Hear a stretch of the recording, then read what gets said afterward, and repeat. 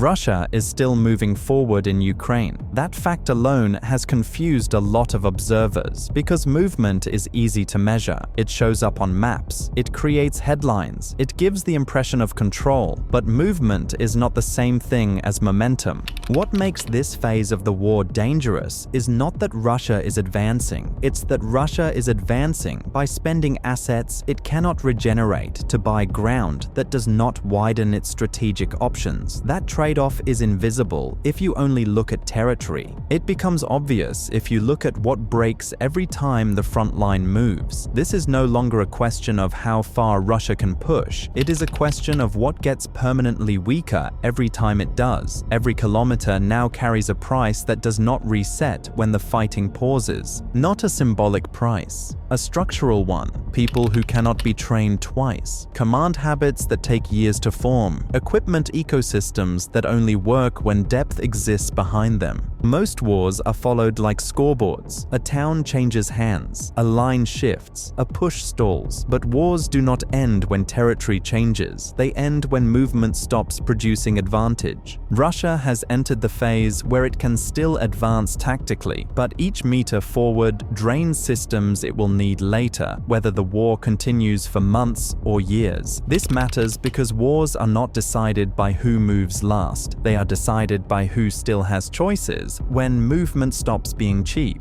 So this is not a story about what Russia takes. It is a story about what Russia gives up to take it. Because once a war turns into an exchange rate, effort stops being decisive. Arithmetic takes over, and arithmetic does not care about narratives, morale statements, or short-term gains. It only cares about inputs and outputs. Right now, the math is no longer neutral. Russia's core problem is not that it lacks the ability to attack. It clearly does not. The problem is that the method Russia relies on only works when eventual breakthroughs arrive. Slow advances can be acceptable. They can even be strategic. History is full of wars where grinding pressure eventually unlocks decisive movement. But that only holds when slow advances preserve strength while preparing something larger. That is no longer happening here. What we see instead is a pattern where limited progress requires disproportionate sacrifice, leaving the front line inching forward while the force behind it becomes thinner, less experienced, and less adaptable. This is why the narrative keeps splitting. Official statements emphasize momentum, maps show marginal gains. The reality underneath looks increasingly constrained. Russia's traditional advantages in mechanized warfare no longer scale the way they were designed to. Armor struggles to operate decisively under constant drone surveillance and precision fire. When vehicles hesitate, infantry absorbs tasks that were never meant to be manpower intensive.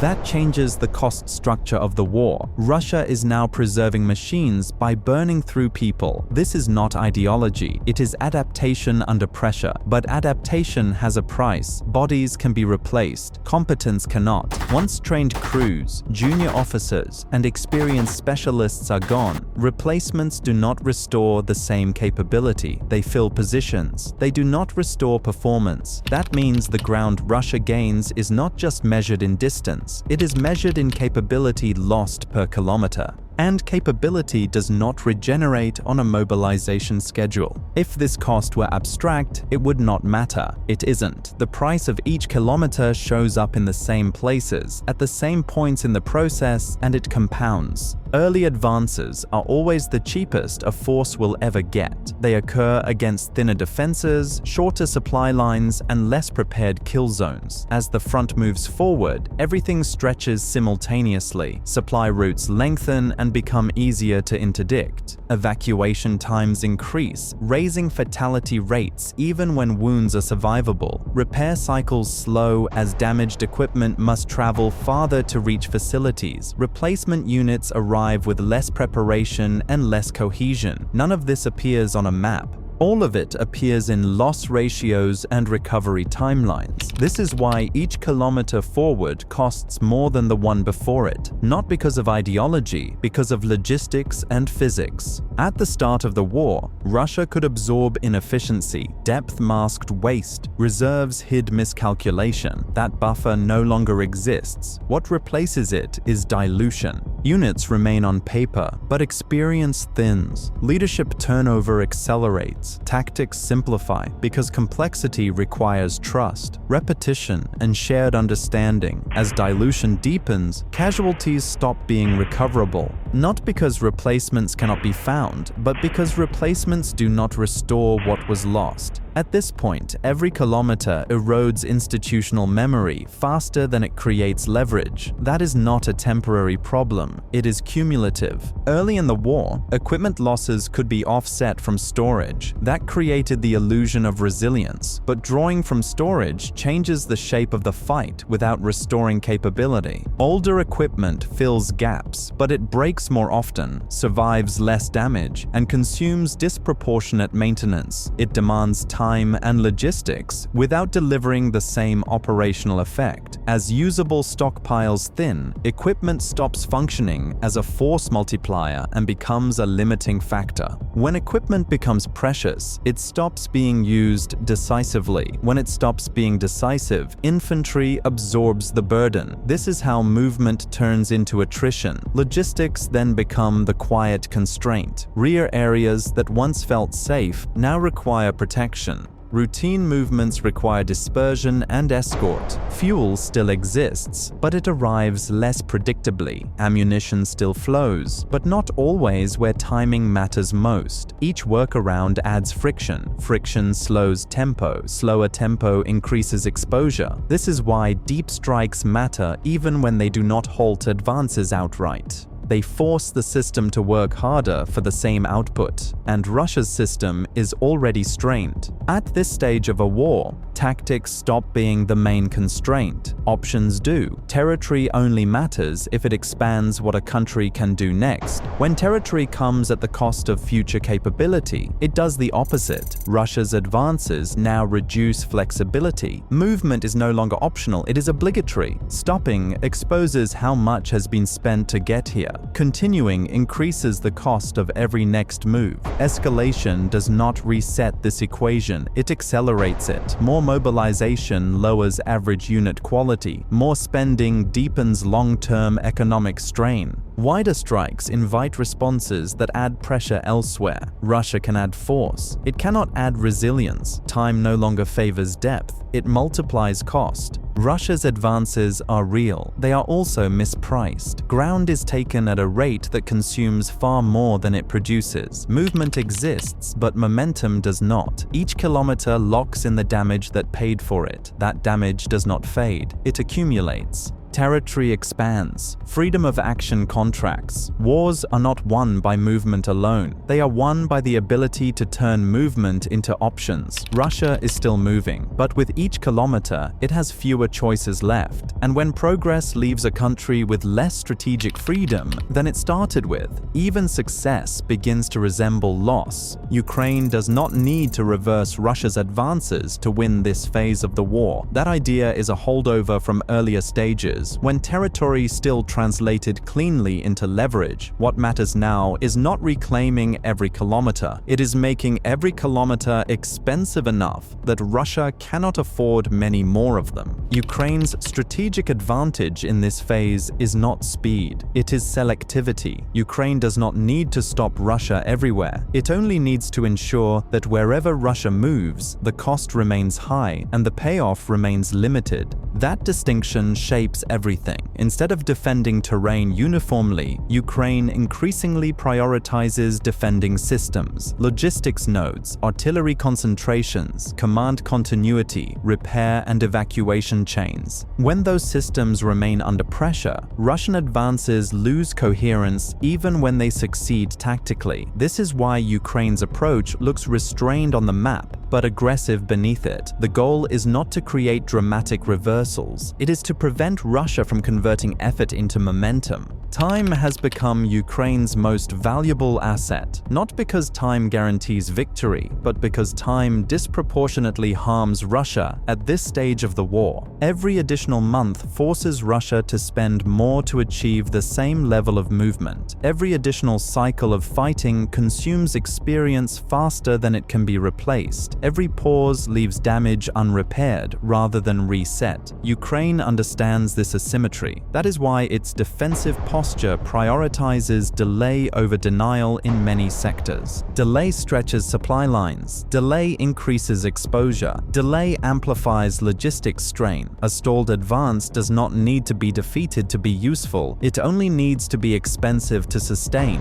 This is why Ukraine's defense often appears elastic rather than rigid. Positions are contested, not clung to at all costs. Withdrawals are used to force Russian forces into extended approaches rather than decisive fights. From the outside, this can look like concession. Inside the system, it is exploitation. Ukraine is trading space for time under pressure, knowing that time favors the side paying the lower marginal cost. Right now, that side is not Russia. Ukraine's most consequential actions in this phase do not happen at the point of contact. They happen behind it. Deep strikes, drone campaigns, and counter-battery efforts are not designed to halt advances outright. They are designed to increase the price of sustaining them. A logistics node destroyed does not stop a push immediately. It forces rerouting. Rerouting increases delay. Delay increases exposure. A damaged repair facility does not remove equipment instantly. It extends downtime. Extended downtime reduces availability. Reduced availability forces infantry substitution. Ukraine's targeting logic follows the same principle everywhere. Do not fight strength directly. Make strength expensive to use. This is why Ukrainian strikes often appear patient rather than dramatic. They aim at accumulation points rather than spearheads. They stress systems rather than formations. The effect compounds quietly. Russian units still move, but they arrive slower, thinner, and less synchronized. Each arrival costs more than the last. Ukraine does not need to destroy Russia's force. It only needs to prevent it from regenerating efficiently. This is where most battlefield analysis stops, and where the war actually starts deciding outcomes. Russia has adapted continuously throughout the war. That fact is often misunderstood. Adaptation keeps a force alive. It does not automatically make it stronger. Many of Russia's adaptations reduce short-term vulnerability while increasing long-term fragility. Smaller assault groups lower vehicle losses but accelerate manpower burn. Dispersed logistics reduce strike vulnerability but slow tempo. Equipment conservation preserves assets but weakens offensive punch. Each adjustment solves one problem by worsening another. At some point, adaptation stops buying advantage and starts managing decline. Ukraine understands where that line sits. This is why it avoids forcing Russia into spectacular failure. Collapse resets equations. Sustained pressure locks them in. The more Russia adapts without restoring depth, the more brittle its system becomes, not immediately. Later. That delay is what makes this phase deceptive. Ukraine's objective in this phase is not immediate victory, it is strategic exhaustion without collapse. Collapse creates uncertainty, exhaustion creates predictability. A Russia that must keep advancing to justify losses becomes strategically constrained. A Russia that cannot pause without exposing weakness loses negotiating leverage. A Russia that burns future power to hold present ground enters a narrowing corridor of choices. Ukraine's task is to keep that corridor shrinking, not by dramatic offensives, not by symbolic gains, but by ensuring the exchange rate never improves. As long as every kilometer costs Russia more than it can afford comfortably, time remains Ukraine's ally. This phase of the war is dangerous, not because Russia is close to collapse. It is dangerous because collapse is no longer required for failure. When a state loses the ability to turn effort into options, it begins fighting for justification rather than advantage. Momentum becomes narrative.